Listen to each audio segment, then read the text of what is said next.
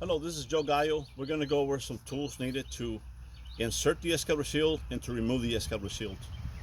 So we have a few tools here laid out. We have a chain wrench you can use to go wrap around the Excalibur Shield and either install it or remove it.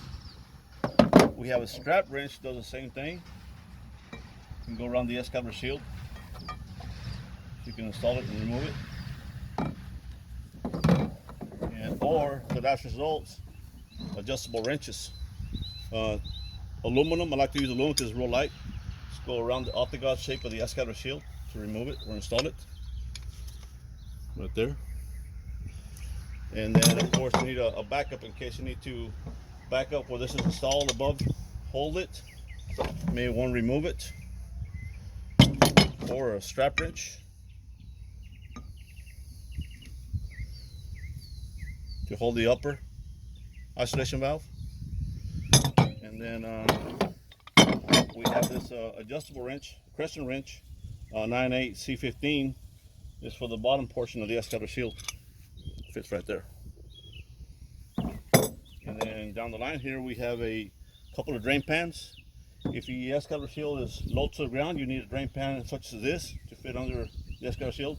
If your Excalibur Shield is up higher, you need a bigger bucket so you don't get no contaminants into your environment.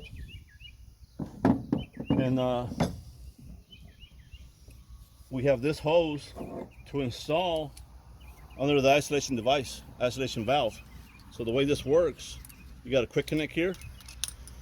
This will go into your isolation valve. You rig up this hose to it.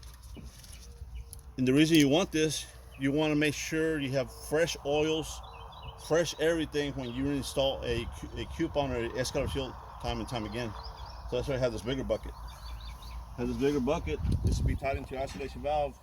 2 or 3 seconds, push it, and you'll see the new oil coming out. This is what this apparatus is for. You can find these components at your local supply houses.